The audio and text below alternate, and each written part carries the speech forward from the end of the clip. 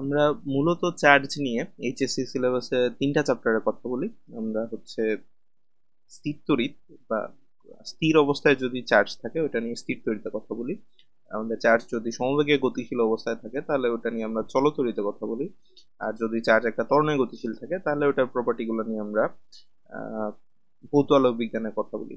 চলতড়িতের ভিতরে আমরা মূলত হচ্ছে সমবেগে গতিশীল চার্জ নিয়ে কথা বলবো। আমাদের কাছে 3টা রাশি আছে এই চ্যাপ্টারে। আমাদের কাছে তড়িৎ প্রবাহ, বিভব এবং রোধ, এই 3টা রাশি আছে। আমাদের 3টা রাশি নিয়ে আলাদা আলাদা করে দেখতে হবে। আমরা শুরু করব হচ্ছে রোধ দিয়ে। আমাদের বইয়ে হচ্ছে রোধ দিয়ে কথাবার্তা শুরু করা আছে। তো আমরা যদি রোধে যাই, রোধ রোধ নিয়ে আমরা 9-10 থেকে পড়াশোনা করে আসতেছি। রোধকে হচ্ছে আর দিয়ে প্রকাশ করা হয়। রোধের একক হচ্ছে ওহম। রোধ মূলত যে জিনিসটা বোঝায় যে আমার কাছে যদি একটা পরিবাহী থাকে, ধরা যাক এরকম একটা পরিবাহী আছে, তো এটার মধ্যে একটা ইলেকট্রন যদি আমি ধরি, এটা একটা ইলেকট্রন। তো ইলেকট্রনটা এই প্রান্ত থেকে ওই প্রান্ত পর্যন্ত যদি গতিশীল হতে চায় তাহলে তার গতির মাঝখানে অনেকগুলা পরমাণু থাকবে। তো ইলেকট্রনটা গতিশীল হইতে হইতে কোনো না কোনো সময় কোনো না কোনো পরমাণুর সাথে ধাক্কা খাবে। তো ধাক্কা গেলে তার গতির মাঝখানে একটা বাধার সৃষ্টি হবে। এই বাধার পরিমাপটাই হচ্ছে আমাদের রোধ। তো আমরা যদি আরেকটু ভালো করে দেখাই, তো আমাদের কাছে এরকম এই সার্কিট যদি এরকম হয়, আমরা যদি এরকম একটা সার্কিট নিই, তাহলে এখানে এটা হচ্ছে মাইনাস প্রান্ত, এটা হচ্ছে প্লাস প্রান্ত। তো এই সাইডে হচ্ছে আমরা প্লাস দেখবো, এই সাইডে হচ্ছে মাইনাস দেখবো। প্লাস প্রান্ত হচ্ছে ইলেকট্রনটাকে আকর্ষণ করে তার দিকে নিয়ে আসতেছে। ইলেকট্রনটা একটা বেগ নিয়ে প্লাসের দিকে যাওয়ার চেষ্টা করতেছে। তো এই প্লাস আর মাইনাস প্রান্ত তৈরি হওয়া মানে হচ্ছে এখানে একটা তড়িৎ ক্ষেত্র সৃষ্টি হয়েছে ই। তো আমরা জানি তড়িৎ ক্ষেত্রের জন্য একটা বল আসে, F is equal to E Q সূত্র অনুযায়ী। তো এই E, F is equal to E Q সূত্রের যে বলটা আছে, এই বলটা হচ্ছে এই এই ইলেকট্রনটাকে সামনের দিকে নেওয়ার চেষ্টা করতেছে। ধরা যাক এটাকে হচ্ছে আমরা F1 দিয়ে প্রকাশ করি। আর আরেকটা বল এখানে আছে, সেটা হচ্ছে এই ইলেকট্রনটা যখন এই দিকে আসা শুরু করবে, তখন এই পরমাণুটার কক্ষপথের উপরে অনেকগুলো ইলেকট্রন আছে। সেই ইলেকট্রনগুলা এই ইলেকট্রনটাকে বিকর্ষণ করার চেষ্টা করবে। তার মানে এখানে একটা কুলম্ব বল আছে যেটা হচ্ছে একে ধাক্কা দিতেছে এই দিকে, F2 ফোর্স।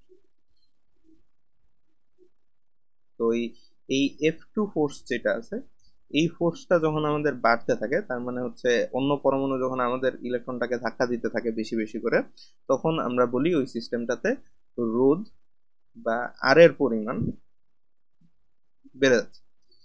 আচ্ছা, আমাদের যে কোনো পরিবাহী তার হইলেই ওটার ভেতরে হচ্ছে একটা রোধ থাকবে, এবং রোধের আহ, কি মানের রোধ আছে এটা বের করার একটা সূত্র আছে আমাদের কাছে। আর ইজ ইকুয়াল টু হচ্ছে sigma L by A, rho L by এ।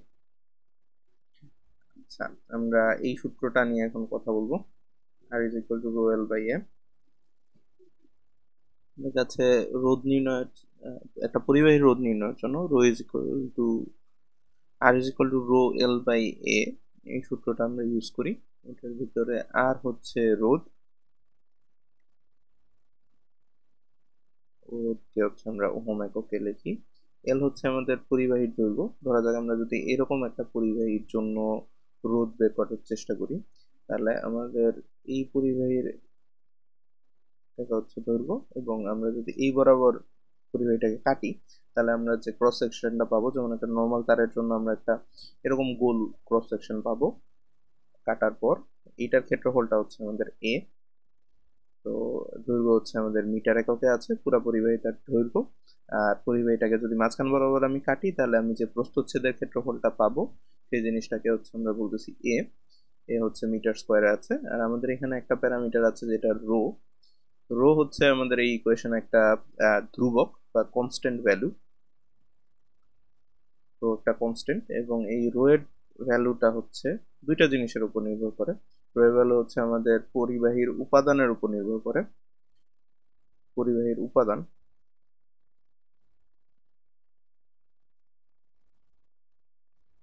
এবং রো এর ভ্যালু হচ্ছে আমাদের উম, তাপমাত্রার উপর নির্ভর করে।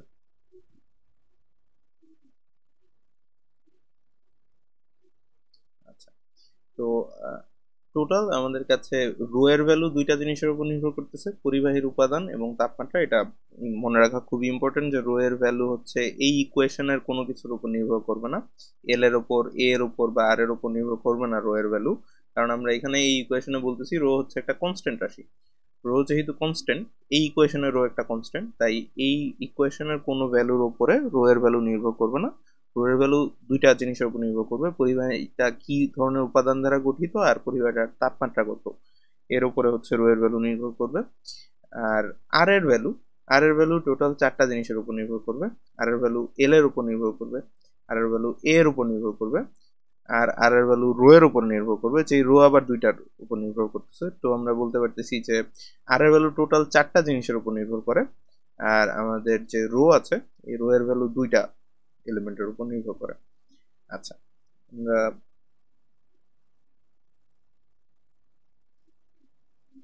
যদি ইকুয়েশনটা আরেকবার দেখি, R is equal to rho L by A, আমরা বলতেছিলাম যে রো একটা কনস্ট্যান্ট রাশি, রো একটা কনস্ট্যান্ট ভ্যালু। এটার সাথে যদি আমরা এ কেও কনস্ট্যান্ট ধরে ফেলি, এ যদি কনস্ট্যান্ট হয়, এই কনস্ট্যান্ট হলে আমরা আর এর একটা সম্পর্ক পাই, আর সমানুপাতিক এল। এটার মানে হচ্ছে একটা পরিবাহী দৈর্ঘ্য যদি এতটুকু হয়, আমরা এ কে কনস্ট্যান্ট রাখতেছি, তার মানে প্রস্থচ্ছেদের ক্ষেত্রফল সেম রেখে যদি আমরা আরো লম্বা একটা পরিবাহী নেই, তাহলে এই লম্বা পরিবাহীটার রোধ অবশ্যই বেশি হবে। তার কারণ বোঝা সোজা যে আমাদের কাছে একটা ইলেকট্রন আছে, এই ইলেকট্রনটা এতটুকু রাস্তা যেতে গেলে যতগুলা পরমাণুর সাথে ধাক্কা খাবে, এর চেয়ে লম্বা একটা রাস্তা যদি সে যেতে চায়, তাহলে তাকে আরো অনেক বেশিগুলা পরমাণুর সাথে ধাক্কা খেয়ে খেয়ে যেতে হবে। এবং যেহেতু আমরা বলতেছি পরমাণুর সাথে ধাক্কা যত বেশি খাবে তত আর এর মান বাড়বে, তো আমরা বলতে পারবো যে এল এর সাথে আর একটা সমানুপাতিক সম্পর্ক আছে, যে এল যত বেশি হবে রোধটাও তত বেশি হবে।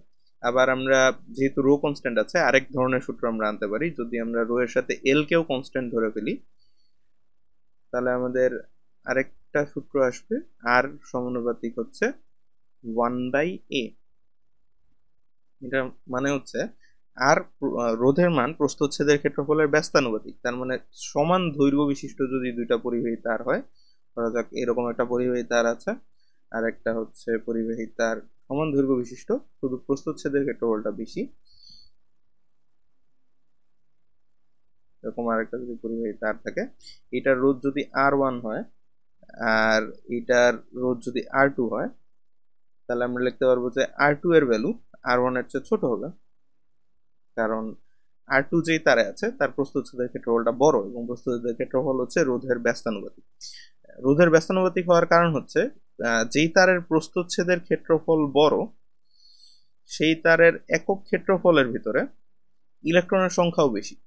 মানে এই যে এই তারটার এই প্রস্থচ্ছেদের ক্ষেত্রফলের মধ্যে আমাদের অবশ্যই পরমাণু অনেক বেশি হবে এই তারটার প্রস্থচ্ছেদের ক্ষেত্রফলের চেয়ে। এটার প্রস্থচ্ছেদের ক্ষেত্রফল ছোট, তাই পরমাণু থাকার জায়গা কম, এখানে পরমাণু থাকার জায়গা বেশি। পরমাণুর সংখ্যা যদি বেশি হয়, তাহলে আমাদের মুক্ত ইলেকট্রনের সংখ্যাও বেশি হবে। আমাদের মুক্ত ইলেকট্রনের সংখ্যাও বেশি হবে। যদি মুক্ত ইলেকট্রনের সংখ্যা বেশি হয়, তাহলে আমরা জানি I is equal two Q/T। তো আমাদের মুক্ত ইলেকট্রনের সংখ্যা বেশি হলে কিউ এর ভ্যালুও বেশি হবে, কিউ এর ভ্যালু বেশি হলে আই এর ভ্যালু হচ্ছে আমাদের বাড়বে। আই যদি বাড়ে তার মানে হচ্ছে রোধ কমতেছে। অনেকে এটা এইভাবে চিন্তা করে যে যদি প্রস্থচ্ছেদের ক্ষেত্রফল বেশি হয়, তাহলে ইলেকট্রন এখন আগে তারটা ছিল এরকম চিকন, এখন তার হয়ে গেছে মোটা, তো মোটা হওয়ার কারণে সে এখন বেশি জায়গা পাবে যাওয়ার জন্য। কিন্তু এই জিনিসটা আসলে ঠিক না, কারণ তার মোটা হয়ে গেলেও লোহার তারের ডেন্সিটি তো, ঘনত্ব তো সেমই আছে। তো ঘনত্ব সেম থাকা মানে হচ্ছে ফাঁকা জায়গা নাই এখানে।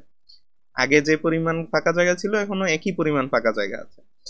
কারণ তুমি এই তারটাকে তো আর ফোলায় এমন বড় করো নাই, তুমি হচ্ছে পদার্থ আরো অ্যাড করছো, এখানে পদার্থ অ্যাড করার কারণে হচ্ছে এটা মোটা হয়েছে।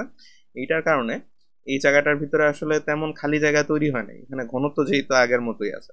তো মেইনলি এখানে রোধ কমার কারণ হচ্ছে তুমি যখন প্রস্থচ্ছেদের ক্ষেত্রফল বড় করে দিবা, তখন একক প্রস্থচ্ছেদে ইলেকট্রনের সংখ্যা বেড়ে যাবে। বেশি ইলেকট্রন থাকলে, বেশি ইলেকট্রন মানে হচ্ছে আমাদের কারেন্ট ফ্লো বেশি, কারেন্ট ফ্লো বেশি হওয়া মানে হচ্ছে আমাদের রোধ কম।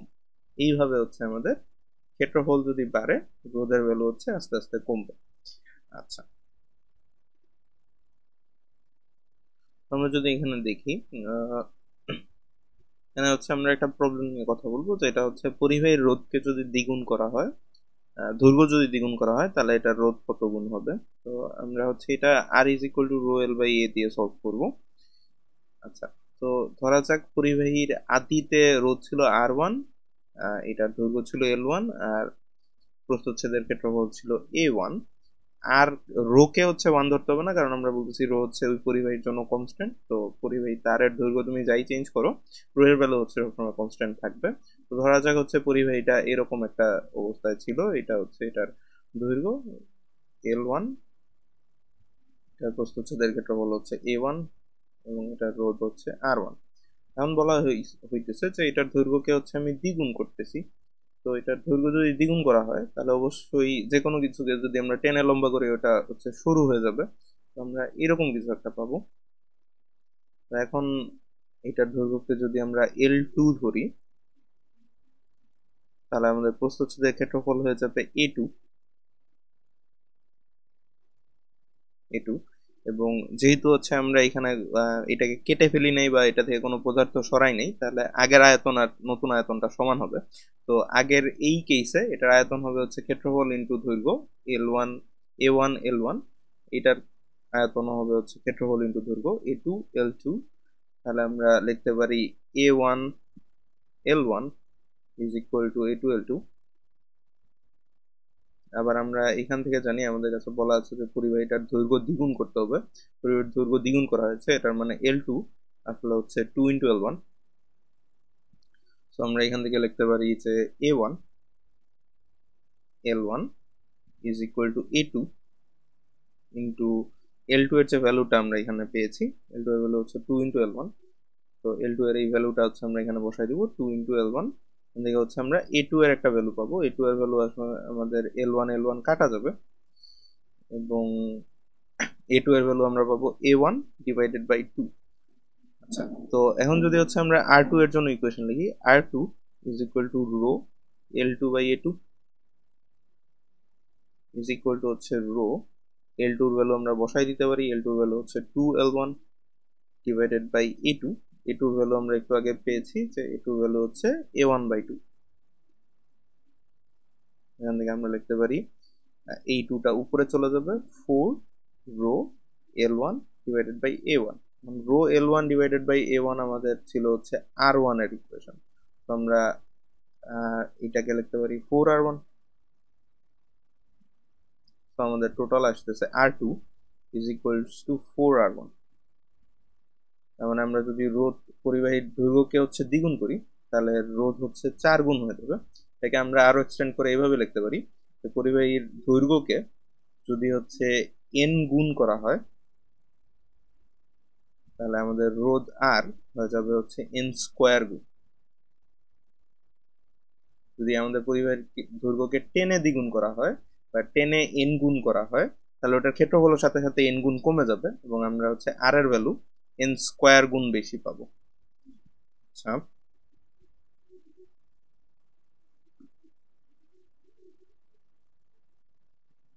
আমরা আমাদের বইয়ে পরিবাহীর রোধের আরেকটা সূত্র পাবো, যেটা হচ্ছে রোধের সাথে তাপমাত্রার সম্পর্ক।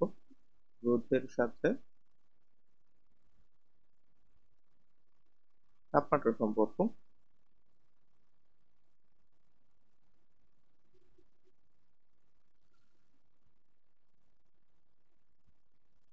এটার সূত্রটা হচ্ছে আমাদের R is equals to R naught 1 plus alpha del theta.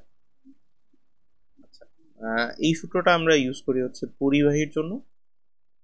পরিবাহী পদার্থ যদি হয়, পরিবাহীদের জন্য হচ্ছে এই সূত্র ইউজ হয়। আমাদের কাছে রোধের আরেকটা সূত্র আছে, এটা হচ্ছে অর্ধ পরিবাহীগুলোর জন্য। শুধু আমাদের প্লাসের জায়গায় এখানে শুধু একটা মাইনাস সাইন আসবে, আলফা ডেল থিটা। এবং এই সূত্রটা হচ্ছে আমরা অর্ধ পরিবাহীর জন্য ইউজ করি। অর্ধ পরিবাহীর এই সূত্রটা আমরা হচ্ছে সেমিকন্ডাক্টর, আমাদের এই সেকেন্ড পেপারের শেষের দিকে একটা চ্যাপ্টার আছে সেমিকন্ডাক্টর, ওটার মধ্যে গিয়ে এটা পাবো ইলেকট্রনিক্সে। আর পরিবাহীর এই সূত্রটা হচ্ছে আমাদের চলতরিতের একটা পার্ট। এই সূত্রটা মেইনলি যেটা বোঝাচ্ছে যে পরিবাহীর ডেল টি বা তাপমাত্রার পরিবর্তন, ডেল থিটা যেটা আছে, ডেল থিটা যদি আমরা আস্তে আস্তে বাড়াতে থাকি তাহলে এই যে এই এতটুকু রাশির ভ্যালু আস্তে আস্তে বাড়বে। এতটুকু রাশির ভ্যালু আস্তে আস্তে বাড়া মানে হচ্ছে আর এর সাথে আর নোটের সাথে যেটা গুণ হচ্ছে এটা বাড়তেছে, মানে আর এর ভ্যালু আস্তে আস্তে বাড়তেছে। আচ্ছা, এটা মেইনলি যেটা বোঝাচ্ছে আমাদের এইটা যদি হচ্ছে একটা পরিবাহী দণ্ড হয়, পরিবাহী দণ্ডের ভিতরে একটা ইলেকট্রন যদি থাকে, ইলেকট্রন গতিশীল অবস্থায় থাকলে আমরা বলতেছিলাম এটা গতির পথে যে পরিমাণ বাধা পাবে ওটাই হচ্ছে রোধ। তো বাধাগুলো সৃষ্টি হচ্ছে পরমাণুর জন্য। যদি তাপমাত্রা বেড়ে যায় তাহলে এই পরমাণুগুলোর কম্পন বাড়তে থাকবে। কম্পন বাড়তে থাকা মানে হচ্ছে পরমাণুগুলো আরো বেশি জায়গা নিয়ে কাঁপা শুরু করবে। বেশি জায়গা নিয়ে যদি পরমাণু কাঁপতে থাকে তাহলে ইলেকট্রন আগে তো এই রাস্তাটা দিয়ে পাস হয়ে যেতে পারতো, এখন এই রাস্তা দিয়ে পাস হয়ে যেতে পারতেছে না, কারণ যেহেতু পরমাণুর কম্পন বেড়ে গেছে তো এই পরমাণুটাই উপরে নিচে ধাক্কা দিয়ে ইলেকট্রনটাকে সরিয়ে দিবে। তো এই কারণে টেম্পারেচার যদি বাড়ে তাহলে আমাদের পরমাণুর কম্পনের ভ্যালু হচ্ছে আস্তে আস্তে বাড়তে থাকবে, এবং কম্পনের ভ্যালু যদি আস্তে আস্তে বাড়ে তাহলে আমরা রোধের ভ্যালুও বাড়তে দেখব। এটা থেকেই হচ্ছে আমাদের এই সূত্রটা আসে, R is equal to R naught 1 plus alpha del theta. আমরা যদি প্রত্যেকটা রাশিকে দেখি, আর হচ্ছে আমাদের থিটা টেম্পারেচারে, থিটা ডিগ্রি সেলসিয়াসে রোধ, আর নট হচ্ছে 0 ডিগ্রি সেলসিয়াসে রোধ,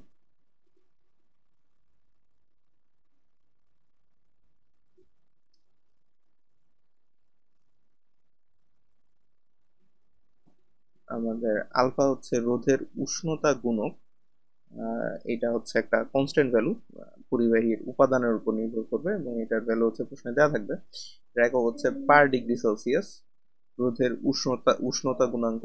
আর ডেল থিটা হচ্ছে আমরা যে থিটা ডিগ্রি সেলসিয়াস টেম্পারেচারে এই এই রোধটা বের করতে চাই, ওই থিটা ডিগ্রি সেলসিয়াস এবং 0 ডিগ্রি সেলসিয়াসের মধ্যে পার্থক্য, মানে থিটা শুধু থিটা ডিগ্রি সেলসিয়াস ধরলেও আমাদের এখানে হচ্ছে। আচ্ছা, তো এখান থেকে হচ্ছে আমাদের এই সূত্র ইউজ করে আমরা যদি 0 ডিগ্রি সেলসিয়াসের রোধের মানটা জানি, এটা যদি আমাদের জানা থাকে আর আমাদের কাছে যদি হচ্ছে আলফার ভ্যালু জানা থাকে, এই দুটা ভ্যালু জানা থাকলে আমরা হচ্ছে অন্য যে কোনো টেম্পারেচারে আর এর ভ্যালু এই সূত্র ইউজ করে বের করতে পারি। আচ্ছা, এটা দিয়ে হচ্ছে আমরা এখন একটা প্রবলেম দেখবো।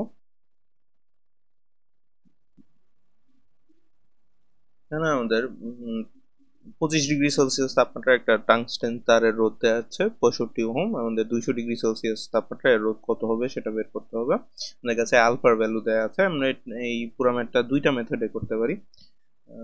আমরা যদি এই দিকে হচ্ছে মেথড 1 নিয়ে করি।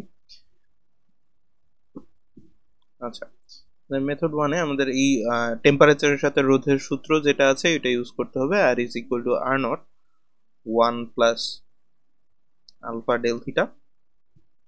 তো আমরা জানতাম এই আর নট হচ্ছে গিয়ে আমাদের 0 ডিগ্রি সেলসিয়াস তাপমাত্রায় রোধ। আমাদের কাছে 0 ডিগ্রি সেলসিয়াস তাপমাত্রায় রোধ দেওয়া নেই, আমরা ইউজ করতে পারবো না। আমাদের কাছে প্রথমে যেটা দেওয়া আছে 25 ডিগ্রি সেলসিয়াস তাপমাত্রায় রোধ হচ্ছে 65, এটা যদি আমরা ইউজ করি তাহলে 65 ইজ ইকুয়াল টু হচ্ছে আর নট 1 প্লাস আলফার ভ্যালু প্রশ্নে দেওয়া আছে 4.5 into 10 to the power minus 3 into del theta. Del theta হচ্ছে 0 আর যে টেম্পারেচার আছে তার মধ্যে পার্থক্য মানে 25। তো এটা হচ্ছে আমাদের একটা ইকুয়েশন।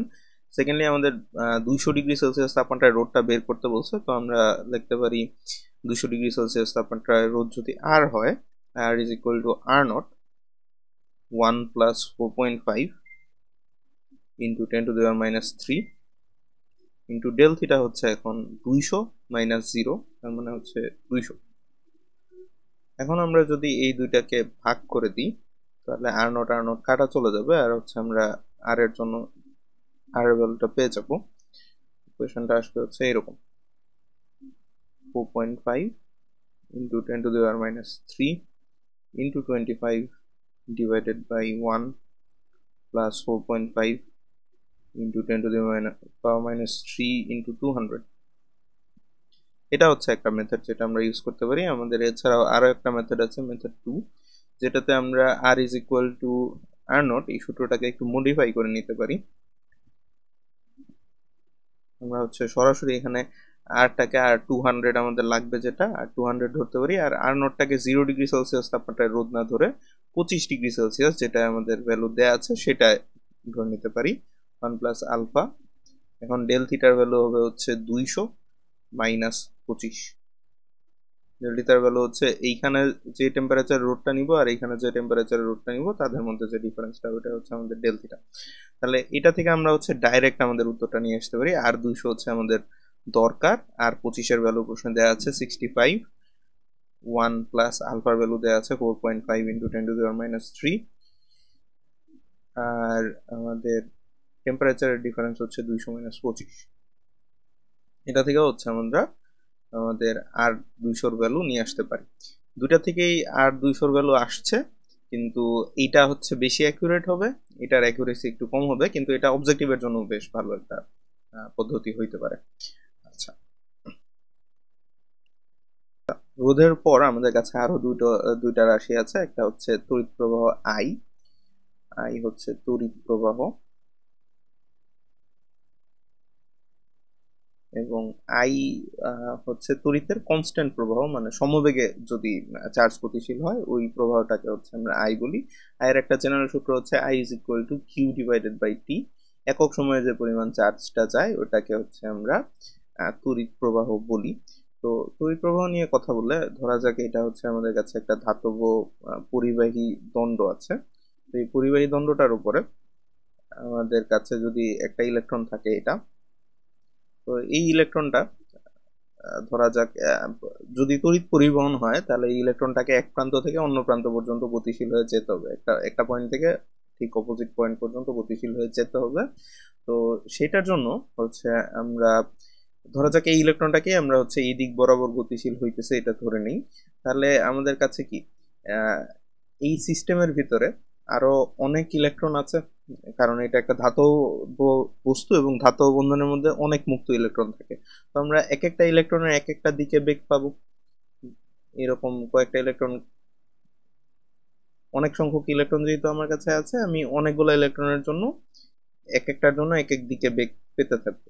আমরা যদি দেখি এই ইলেকট্রনের বেগটা আর এই ইলেকট্রনের বেগটা এরা পরস্পর বিপরীত, এই ইলেকট্রনের বেগ এই ইলেকট্রনের বেগ বিপরীত, এরকম আমার কাছে পরিবাহী দণ্ডে যদি এরকম কোটি কোটি ইলেকট্রন থাকে তাহলে প্রত্যেকটা ইলেকট্রনের জন্যই প্রায় আমরা একটা বিপরীত ইলেকট্রন পাবো। তো আমরা যদি গড় বেগের ভ্যালু বের করতে চাই, এখানে ইলেকট্রনের গড় বেগ যদি বের করি, গড় বেগ বের করার নিয়ম হচ্ছে আমাদের সব বেগগুলা যোগ করতে হবে, তারপর হচ্ছে টোটাল ইলেকট্রনের সংখ্যা দিয়ে ভাগ করতে হবে। তো আমরা এই টোটাল বেগগুলা যদি যোগ করি তাহলে আমাদের এটার উত্তর আসবে হচ্ছে 0, কারণ বেগ একটা ভেক্টর রাশি, তো একটা বেগ যদি একদিকে হয় আর একটা বেগ যদি উল্টার দিকে হয় তাদেরকে যোগ করলে ওটার ভ্যালু হচ্ছে 0 হয়ে যাবে। তো আমরা গড় বেগের ভ্যালু সবসময় 0 পাবো। একটা পরিবাহী তারের ভেতরে ইলেকট্রন যেগুলো আছে, মুক্ত ইলেকট্রন গুলো, এগুলার গড় বেগের ভ্যালু সবসময় 0 আসে, কারণ একটা বেগ আরেকটার সাথে সবসময় কাটাকাটি গিয়ে 0 হতে থাকে। আচ্ছা, এখন তড়িৎ পরিবহনের বেগটা আমরা কিভাবে পেতে পারি? তো তড়িৎ পরিবহনের বেগের ক্ষেত্রে যদি এটা একটা পরিবাহী হয়, আচ্ছা এই পরিবাহীটাকে যদি হচ্ছে আমি একটা ব্যাটারি দিয়ে কানেক্ট করি, তো ব্যাটারির একটা প্রান্ত পজিটিভ, এই প্রান্তটা হচ্ছে পজিটিভ, এই প্রান্ত নেগেটিভ, এটা হচ্ছে প্লাস, এটা হচ্ছে মাইনাস, এরকম যদি হয় তাহলে এখানে যদি একটা ইলেকট্রন থাকে, ইলেকট্রনটা ধরা যাক এই দিকে আসলো তারপর এই দিকে আসলো, এইভাবে করে সে হচ্ছে বিভিন্ন দিকে ধাক্কা খেতে খেতে এক একটা পরমাণুর সাথে ধাক্কা খেয়ে খেয়ে সেই যে এই পয়েন্টে আসছে। তো এখন যেহেতু এই সাইডটা প্লাস আছে আর এই সাইডটা মাইনাস আছে, তাহলে এই ইলেকট্রনের উপরে কি একটা এই দিক বরাবর বল কাজ করতেছে, F is equal to E Q পরিমাণ।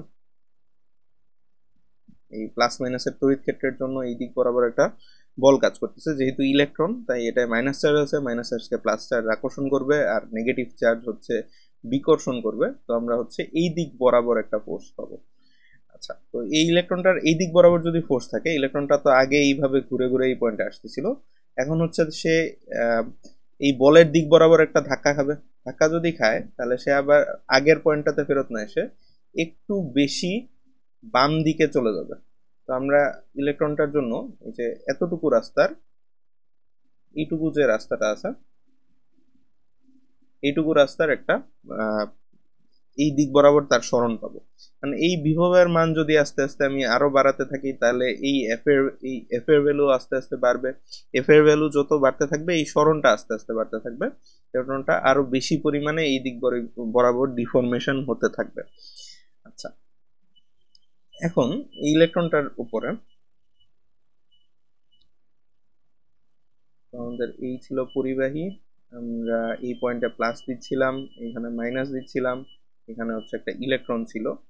এটার জন্য আমরা বলতেছিলাম যেহেতু প্লাস এইখানে আছে আর এখানে মাইনাস আছে, এখানে প্লাস আছে, প্লাসটা হচ্ছে ইলেকট্রনকে আকর্ষণ করবে, মাইনাসটা বিকর্ষণ করবে, নেট হচ্ছে আমরা এই দিকে একটা বল পাবো, F is equal two E2।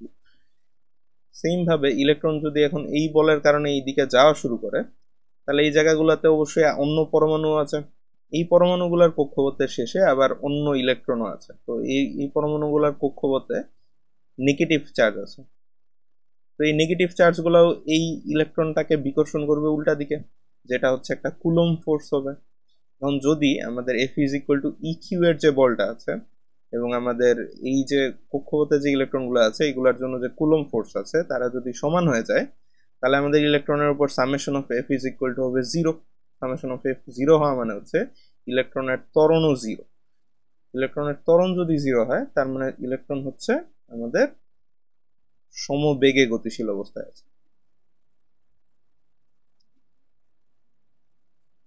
এবং এই গতিশীল ইলেকট্রনগুলোকেই আমরা বলি তড়িৎ প্রবাহ। এই ইলেকট্রনের গতিটাকেই আমরা বলি হচ্ছে তড়িৎ প্রবাহ। তো আমরা যদি আরেকবার রিক্যাপ করি, এই ইলেকট্রনটা আমাদের কাছে যদি একটা পরিবাহী দণ্ড থাকে, এই পরিবাহী দণ্ডের উপরে যদি হচ্ছে আমরা একটা ব্যাটারি দিয়ে কানেকশন দিই, কানেকশন দিলে হচ্ছে এখানে টোটাল একটা ইলেকট্রনের উপর দুইটা বল কাজ করতে পারে। একটা বল হচ্ছে এই ব্যাটারির প্লাস আর মাইনাসের জন্য, এখানে একটা প্লাস এখানে একটা মাইনাস আসবে, এবং আমরা হচ্ছে এই দিক বরাবর একটা F is equal two EQ এর ফোর্স দেখতে পারবো ব্যাটারির কারণে যেটা আসবে। আরেকটা বল আসবে হচ্ছে এই জায়গায় যে পরমাণুগুলো আছে তাদের বহিস্থ কক্ষপথে এরকম নেগেটিভ আয়ন আছে, এই নেগেটিভ আয়নের জন্য উল্টা দিকে আর একটা কুলম্ব ফোর্স আছে। তো নর্মালি চলতরিতের ইকুয়েশনের জন্য এই F is equal two EQ এর বলটা FC এর বলের সমান হয়, এবং হচ্ছে আমরা চার্জকে একটা সমান বেগে গতিশীল হইতে দেখি ব্যাটারির কারণে। এই যে সমান বেগে গতিশীল সে হইতেছে এই বেগটাকে আমরা বলি হচ্ছে ড্রিফট ভেলোসিটি বা তারণ বেগ। তারণ বেগ, এই তারণ বেগের যে ভ্যালুটা আছে এই তারণ বেগের ভ্যালুতেই হচ্ছে আসলে কারেন্ট ফ্লো হয়। কারেন্ট ফ্লো এর যে বেগটা আই এর যে বেগ, ওই বেগটাই হচ্ছে আমাদের তারণ বেগ। আমরা হচ্ছে তারণ বেগের রাশিমালা এখন প্রতিপাদন করব।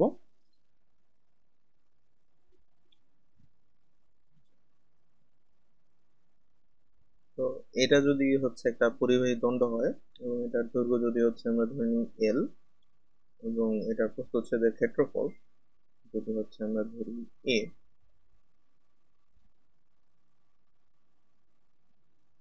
তাহলে এটার মধ্যে দিয়ে যদি চার্জ ফ্লো হয়, ধরা যাক কিউ পরিমাণ চার্জ ফ্লো হচ্ছে, তাহলে আমরা কারেন্ট ফ্লো এর ভ্যালু লিখতে পারি I is equal to Q divided by T. মানে আমাদের কাছে একটা স্পেশাল রাশি আছে যেটা হচ্ছে স্মল এন। স্মল এন এর মানে হচ্ছে একক আয়তনে ইলেকট্রন সংখ্যা, একক আয়তনে ইলেকট্রন সংখ্যা। তাহলে আমরা টোটাল চার্জ যেটা আছে আমাদের কিউ, টোটাল চার্জকে আমরা লিখতে পারি ইলেকট্রন সংখ্যা ইন্টু ইলেকট্রনের চার্জ ই। এই জিনিসটা দিয়ে হচ্ছে আমরা টোটাল চার্জ পেতে পারি। টোটাল চার্জ মানে হচ্ছে মোট ইলেকট্রন গুলার যে চার্জ। তো টোটাল ইলেকট্রনের সংখ্যাকে দিয়ে যদি আমরা একটা ইলেকট্রনের চার্জ এবং টোটাল ইলেকট্রনের সংখ্যাকে যদি আমরা গুণ করি তাহলে আমরা মোট চার্জের ভ্যালু পাবো। তো আমরা এখানে জানি একক আয়তনে ইলেকট্রন সংখ্যা হচ্ছে এন। এই এন কে যদি হচ্ছে আমরা আয়তন দিয়ে গুণ করি, এখানে আয়তন হবে হচ্ছে এ ইন্টু এল। তাহলে হচ্ছে আমরা টোটাল ইলেকট্রনের সংখ্যা এখান থেকে পাচ্ছি। টোটাল ইলেকট্রন সংখ্যা হচ্ছে একক আয়তনে ইলেকট্রন সংখ্যা ইন্টু হচ্ছে আয়তন, ইন্টু যদি হচ্ছে আমরা ইলেকট্রনের চার্জকে করি তাহলে হচ্ছে আমরা পাবো এন এ এল ই। এই জিনিসটা হচ্ছে আমাদের টোটাল চার্জের পরিমাণ। তো এখান থেকে হচ্ছে আমরা টোটাল কারেন্ট ফ্লোর ভ্যালু লিখতে পারি N A L E divided by T.